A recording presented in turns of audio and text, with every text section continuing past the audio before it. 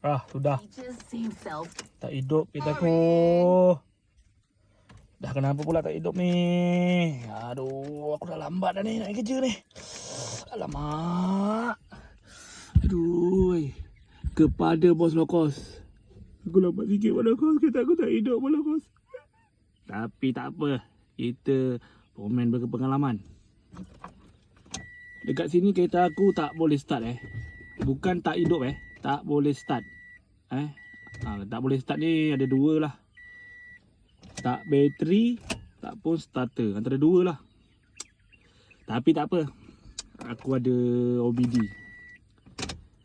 Aku ada bateri OBD ni. Jadi kita tak payahlah nak ambil tool lah apalah. Nak check dia punya bateri. Kat sini ada OBD lah. Aku tunjuk korang lah. Okay OBD aku ni menunjukkan voltage aku ni 12 lebih. 12 lebih, 12, 11 lebih. Tu tak ada masalah lah untuk start. Yang ada masalah sekarang ni aku boleh bagi solution. Bateri aku okey, jadinya starter aku yang bermasalah.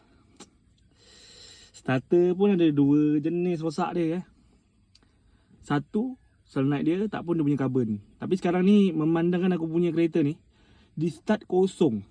Tu bermaksud solenoid lah. Kalau carbon dia start bukan bateri lah, sebab bateri aku elok 12 lebih. Jadinya kat sini aku punya solenoid. Aku nak check pakai check lamp, test lamp tak ada. Untuk check wiring, jadinya kita try lah buat cara lama. Kita buat cara lama jap. Kita cari besi dulu lah untuk ketuk tu. Tapi ni untuk emergency je. Sebab kat sini pun bengkel pun belum buka. Jadinya kita ambil besi, kita try ketuk dia. Kita kejut dia Ini aku rasa tidur dia ni bagi ni starter ni. Kejap aku cek besi dulu. Aku try ambil besi dulu. Tengok apa ada kat sini. Oh, ada ni. Jojo sawit. Okay Jojo sawit Kita guna ni lah dulu try. Kau jangan tengok enjin aku pula. Enjin aku kotor.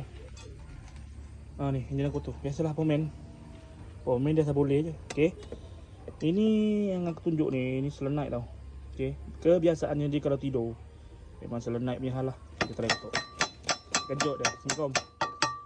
Assalamualaikum. Bangun. Nak kerja dah lambat ni doi. Oi. Okay, kita try ketuk. Kita try start. Kalau boleh rezeki aku lah.